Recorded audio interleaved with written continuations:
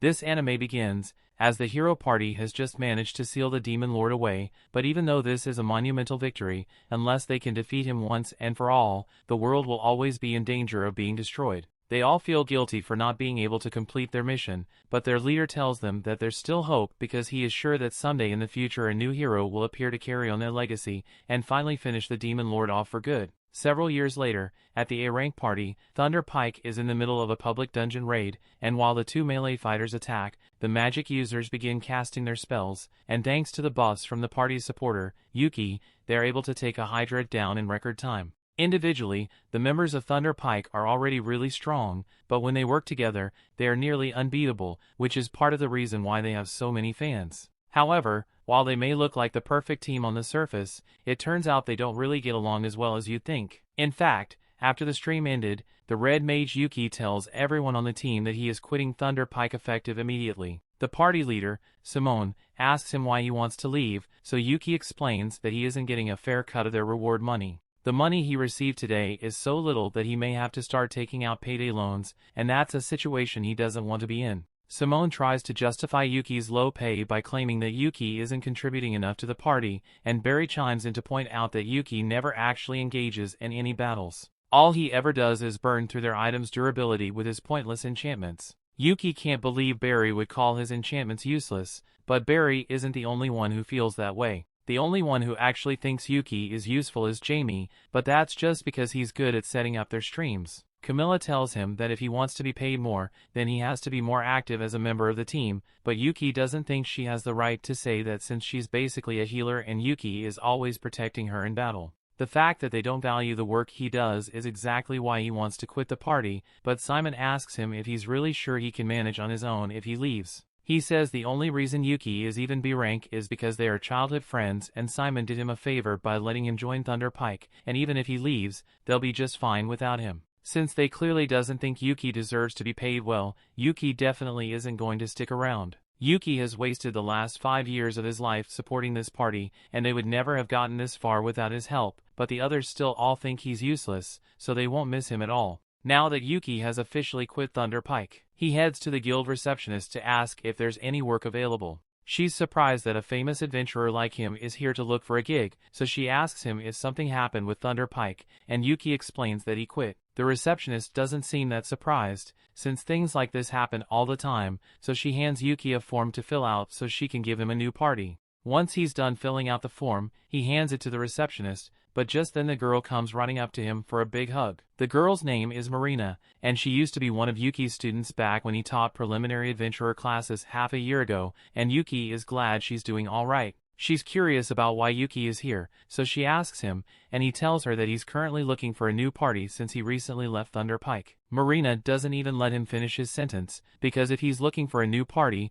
then she would love to have her beloved teacher in hers. Yuke agrees for her proposition, so a few minutes later he is seated with Marina and the rest of her party members, so they can discuss his joining. Silk loves the idea of Yuke joining their party, but she is surprised that an experienced adventurer like him wants to join their D-rank party. Yuke is currently B rank, so he could probably get into a much better party, but he doesn't mind being in a D rank party. And to be honest, he actually prefers it this way. Back when he was in Thunder Pike, they would always take on high-level missions, so Yuke would have to buy a ton of magic items to prepare, which left him in constant debt. That's why he wants to take it easy for a while, and just deal with some low-level quests instead. Since Marina, Silk, and Rain are all on board with the idea, Yuke officially joins their party, and their first mission together is to collect magic iron ore from the Pinto Mine dungeon. It's been a long time since Yuke felt excited to go on a mission like this, and it definitely brings back a lot of old memories from when he was starting out as an adventurer. Yuke recalls that this dungeon has a lot of magic ore veins on the 6th floor, and Silk tells him he is correct, but they were hoping to avoid fighting the 5th floor boss, so Yuke suggests they should start on the 4th floor instead.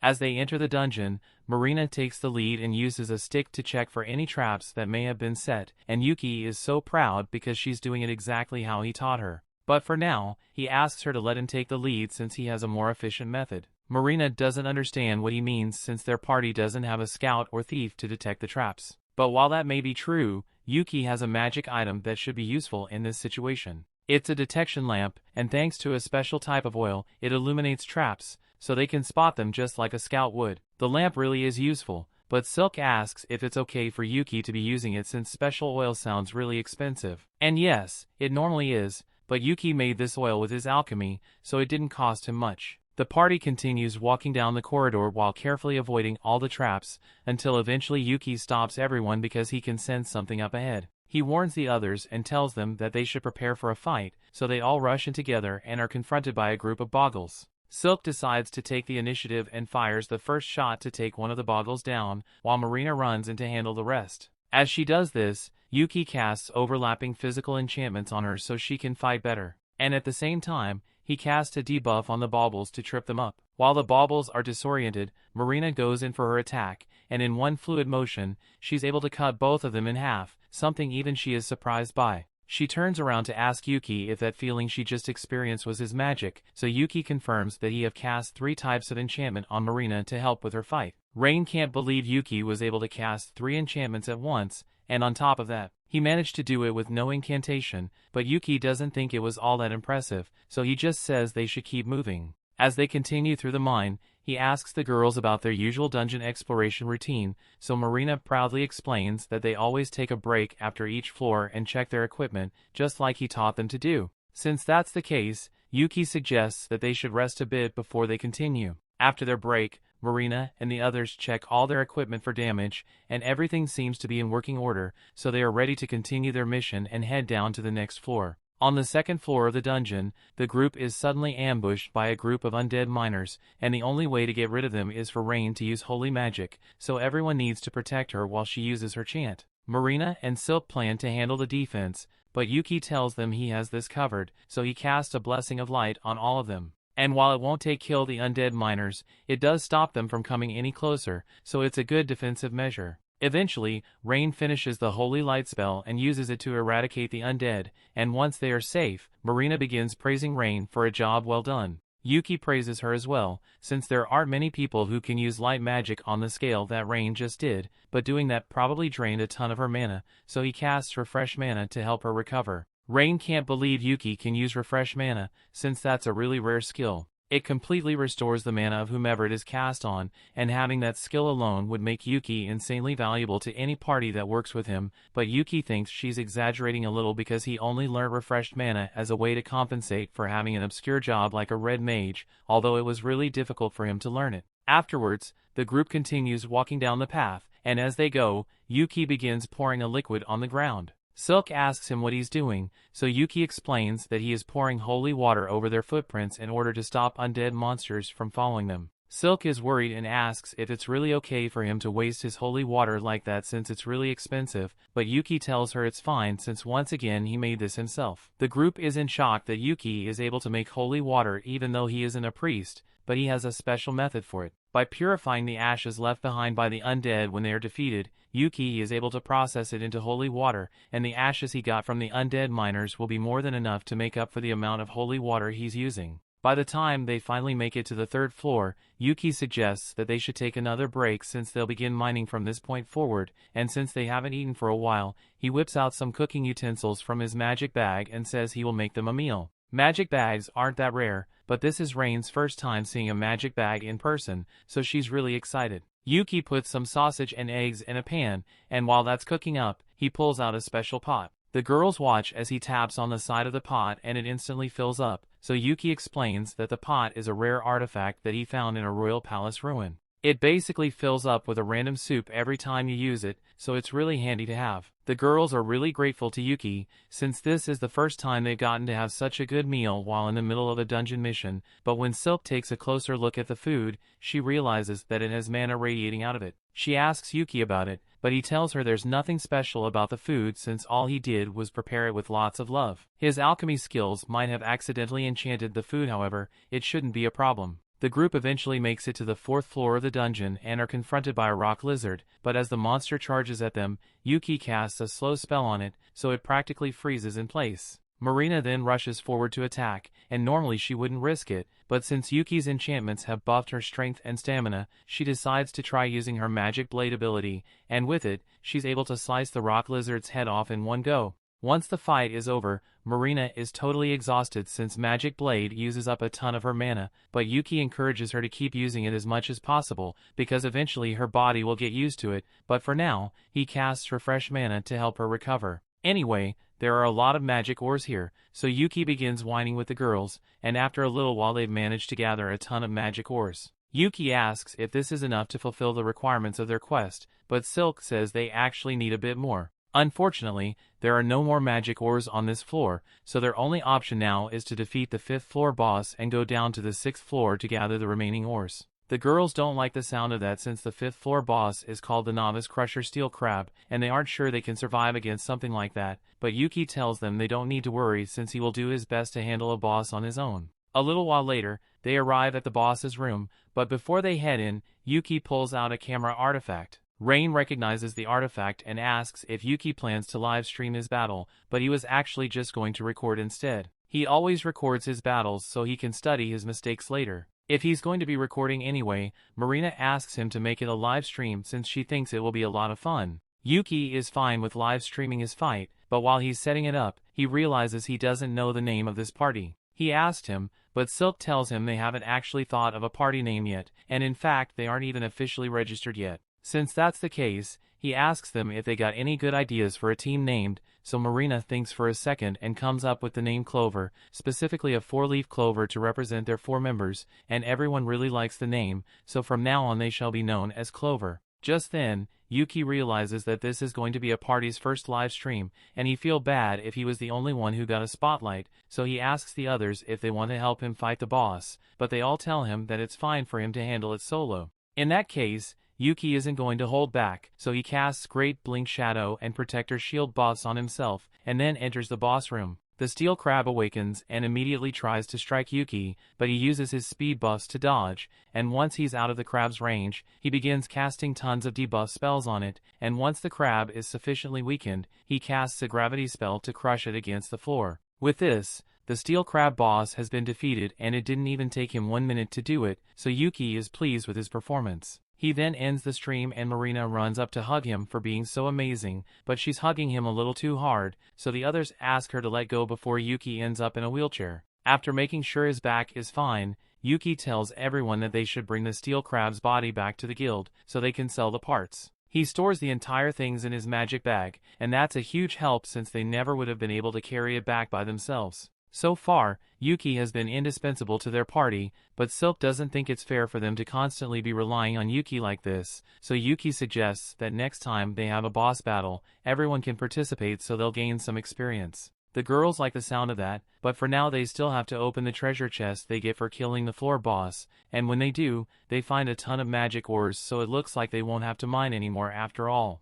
The story continues. Dungeon streams are really popular all around the world, as they are a great source of publicity. The big companies often offer sponsorship deals to popular streamers, and right now Yuke's popularity is at an all-time high because the video of him defeating the Steel Crab with nothing but status effects spells has gone viral. Meanwhile, Yuke and the others are returning home, and while on the carriage, Yuke asks them what they thought of their first mission together, and the girls absolutely loved it. They learned all sorts of cool things from Yuke, so this was easily the best mission they've completed so far. In fact, they were all thinking of making Yuke the official leader of their party, since he has the most experience, and they all trust him with their lives since he was their teacher. Yuke is hesitant to accept the role since he never intended to take over Marina's party, but since they all say they want him to do it, he ends up agreeing, mostly so he can ensure their safety in future battles. While Yuke's party is celebrating their first victory, Thunder Pike is suffering a crushing defeat. Simon hired a new guy to replace Yuke after he quit, but he must still not realize how much Yuke is carrying their party, because he led them right into wolf territory and expected everything to just work out.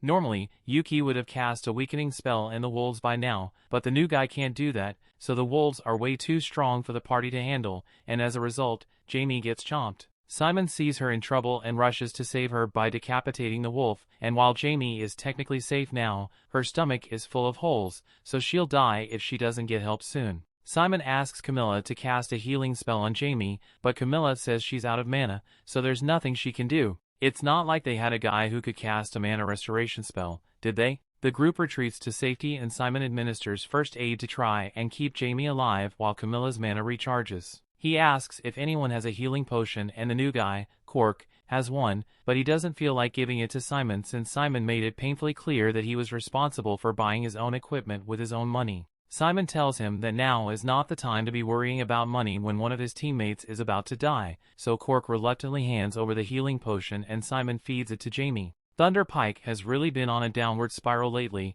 but on the flip side, everything has been working out for Yuke. He and the girls are sitting at the bar to celebrate, and while the reward for their quest wasn't that high, the steel crab's body was in good condition, so the guild paid a good price for it. Speaking of money, Yuke asks Marina and the others what system they've been using to split up the party's earnings, so they tell them that Silk usually handles all the party's money, and each member gets a set allowance. Yuke is a little surprised since it's rare for a party to entrust all the money to a single member, but the group has a reason for that. They've all been saving up so they can eventually afford to buy a house as a party, since it's a little awkward to have to be renting at the inn all the time. Since they're trying to save their money, Yuke tells them it's fine if they continue with the allowance system. Silk asks if he is really okay with her handling all the finances, since she thought an adventurer like him would want to handle his own money. But Yuke trusts her, so there's no reason to change the system they already have. While Yuke and the other are having fun and getting along, Simon and the rest of Thunder Pike are upset, because that was the worst outcome they had in years. Thankfully, they were able to save Jamie's life, but things could have gone really badly, and Simon blames it all on Cork. The rest of the party get in on it and start calling Cork useless for not being able to get them out of that mess. But Cork isn't going to let them put the blame on him since everyone knows that dire wolves track their prey through scent, so it's common sense to buy a scent blocker in preparation for the mission. This is clearly the party's fault for not being prepared for the situation, but Simon tries to turn it around on Cork and says that if he knew about the scent blockers then he should have told them. And the fact that Jamie almost died is entirely his fault too, because he didn't buy scent blockers for the entire party. The gaslighting is strong with this one, but thankfully it's not strong enough to fool Corks, so he realizes he wants no part in a party where no one is willing to take accountability for their mistakes and quits on the spot. Yuke overhears this, and he can't believe Thunder Pike still hasn't learned from their mistakes, but that doesn't concern him anymore. He turns back to the girls, and Marina tells everyone what they should do for tomorrow. Silk remembers something Yuke once told her about it being important to take a day off after every mission, so she suggests that they do that. Everyone agrees, and since Yuke is going to have the day off, he decides to get a little shopping done. He needs to stock up on potions and scrolls, and he still needs to turn those undead ashes he got into holy water so he can replenish his stock. He's going to be busy for a while, so he suggests that they all meet back up here after their break is over.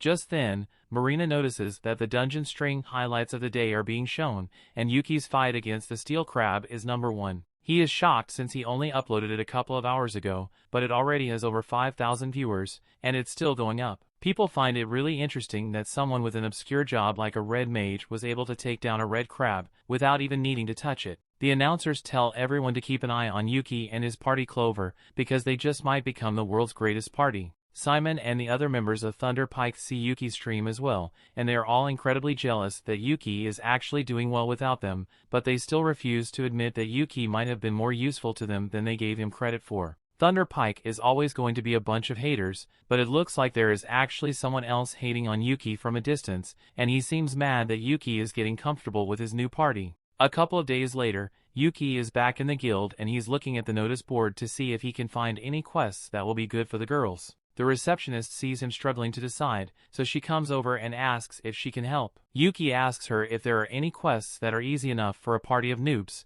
but also paying a decent amount of money. The receptionist tells him that he is being a little too optimistic here. He's never going to find such a perfect quest, but given the circumstances, she points to an C-rank quest that involves fetching some magic stones from the Orden Forest. Yuke thinks this just might work, but he's a little curious as to why the quest is C rank when fetching magic stones will usually only be D rank. The receptionist explains that there has been a large magical beast sighted near the forest, so this quest is slightly more dangerous than normal. Just then, Marina enters the guild, and as soon as she hears the word quest, she immediately yells that their party will accept it. Yuke asks her to at least let him finish explaining before she agrees to do the quest, but Marina says she doesn't need to know the details, since if Yuke thinks they can handle it, then she is sure they'll be able to get it done. It shouldn't be too hard anyway, since she and the others have done a quest in that forest before, although she doesn't understand why this quest would be C rank when all the other quests are D rank. This is when Yuke chimes in and says that the quest is C rank,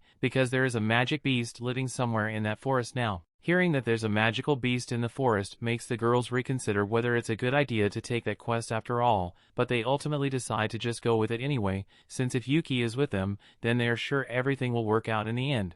In that case, Yuke tells them all to get their items ready, and to meet him an hour later in front of the stagecoach, so they can head to the forest. Just then, the receptionist returns with the quest receipt, and all this seems a little too convenient, so he asks the receptionist if she planned things so they would end up like this, and she doesn't deny having some part in this. The stream Yuke made yesterday ended up earning him more than 10,000 fans, and they are all eager to see Yuki's next stream. Yuke is a little embarrassed since he hadn't realized his stream would earn him so much attention. He sees no harm in continuing to stream his fights since he'll bring attention to the girls, and if they happen to find that magical beast having on video would be great for the guild's records. While Yuke was talking about all this, the man from before is getting more and more infuriated, so as Yuke leaves the guild, he follows him. Yuke immediately realizes that he's being followed since the guy doing it is doing a terrible job at it, so he ducks into an alleyway to get away. He was hoping to lose his stalker, but for a fat guy, he's pretty quick and catches up to Yuke. Yuke asks him if he has any business with him,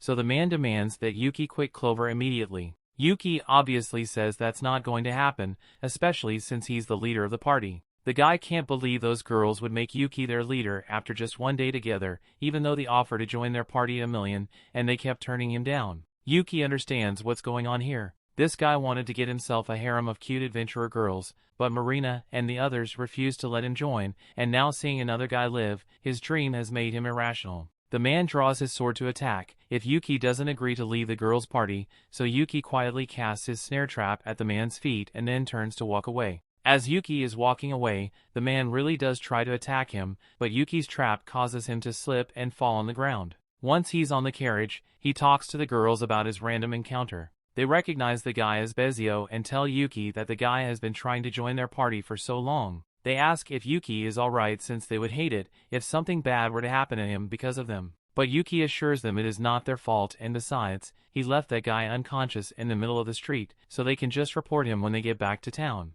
In the meantime, before they get to their destination, Yuke wants to go over their mission objective one last time. They are going to fetch 3 magic stones from the Orden Forest, and since the others say they've been here before, he asks them what it was like when they got here. According to Marina, they had been here 2 months ago, but now that she thinks about it, she didn't run into any monsters at all. After hearing this, Yuke realizes that the magical beast must have already been in the forest 2 months ago, and if they encounter it, he's going to be live streaming. This way, the guild gets valuable information about the beast, and in the event that they can't defeat it, it'll be easy to call for backup if needed. Once they arrive in the forest, Yuke begins the stream and the group starts making their way through the forest. Yuke decided to be the rear guard since beasts usually attack from behind, but Marina asks if it's really alright for him to be at the rear since he's in the most danger there. Yuke tells her she doesn't need to worry since not only can he use Blink Step to get away if his life really is in danger, his clothes also have really good defense stats, so he can take a couple of hits before he goes down.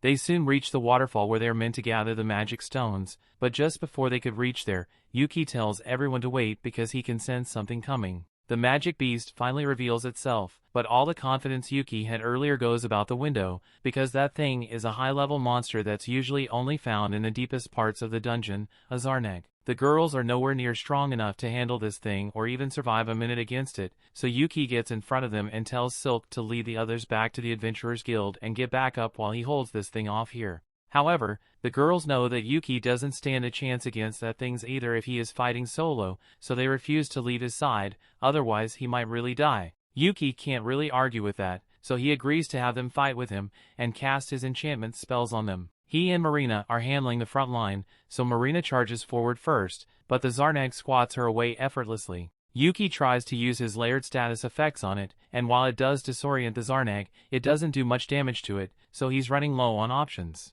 Right now, there's only one thing in his arsenal that can stop this thing, so Yuke decides to go all or nothing. However, he will meet Marina to buy him some time so he can finish casting the spell. Marina agrees to distract the beast, so she gets up close to it and does her best to keep its attention while dodging its attacks. And even when she's about to get caught, Silk and Rain assist with their magic. Thanks to their combined efforts, Yuke had enough time to finish casting the level 5 spell, a highly destructive prismatic missile, and now that it's complete, Yuke fires it straight at the beast's face. The story continues. We see after the prismatic missile hits, it doesn't look like it did much at first, but soon after, a monster begins coughing up blood so has been badly injured. Rain then casts a grade 5 Thunderbolt spell to electrocute the monster, and while it is paralyzed, Yuke orders Marina to chop its head off. Marina charges forward and activates her magic sword while Yuke buffs her with a critical attack spell, and as a result she's able to cleave the monster's head from his body in one swing. Now that it's finally over, Yuke falls to his knees in relief because he can't believe they managed to defeat the monster without any of them dying, and back in town, all the spectators of the stream are equally as amazed, especially by the spell Yuke used because no one has seen anything like it before, but there's always got to be that one hater in the crowd. Back in the forest, Yuke is feeling a little lightheaded because of all the mana he had to use during the fight, but overall he's still in good condition. He's glad everything worked out, but that fight was way too tough for a group of newbies like them, and the only reason they managed to make it out alive was because they got lucky. He tells the girls that he's going to scold them later because of their reckless behavior, but the girls think Yuke was just as reckless as they were because he initially ran into battle alone, totally expecting to get himself killed, and that's unacceptable behavior. Yuke can't deny that he was prepared to sacrifice himself, so he compromises and says they can all talk about their grievances later. For now, they should probably wash themselves off since they are all covered in sweat and Marina is covered in Zarnag blood. While the girls bathe in the river, Yuke starts setting up camp and this whole thing brings back fond memories from 6 months ago. Back then, Yuke was in charge of training Marina's team and he was impressed with how well the girls were adjusting to the job of adventuring, but there were a few areas they could improve in. Marina was a little clumsy, Silk was overly cautious and Rain was really timid. But despite all that, with how well they were performing, if it were up to Yuke, he would have given them their D-rank adventurer licenses right then. Later that night, the girls had set up their tent, prepared firewood and alarms in case of monster attacks, and as Yuke watched them work back then, he could feel a sense of pride because he knew they would turn out to be great adventurers in the future, but he never could have imagined that he would end up joining their party. A few days later, the party is back at the guild, and it looks like they've been summoned to meet the guildmaster, so the girls are a little nervous. They ask Yuke if this means they are in some kind of trouble, but he thinks this meeting is probably about the Zarnag they defeated. A mission like that should have been classified as B rank. However, for some reason it was marked as D rank, so some investigation is definitely warranted. Just then, the guildmaster of Benwood walks in and the girls are so intimidated by his presence that they immediately stand at attention. He walks up to Yuke and demands that he explain himself, but Yuke did nothing wrong here, so he tells Benwood that he already provided all the relevant information in the report he wrote to the guild. Benwood isn't satisfied with an objective report, so he demands a detailed explanation. But before they discuss anything, Yuke tells Benwood to drop the tough guy act because it's scaring the girls. Marina tries to stop Yuke from talking to the guildmaster so casually since he is a really powerful person, but the guildmaster actually respects Yuke a lot, so there's no need for formalities between them. Benwood tells everyone they can sit down, and Benwood already knows what happened in the forest, but he wants to know what Yuke thinks about the whole situation. Yuke tells him that he suspects that this might have been the result of an overflow, causing a monster several levels stronger than usual to appear. Benwood agrees with Yuki's conclusion and immediately has his secretary issue an emergency investigation quest to get to the bottom of it.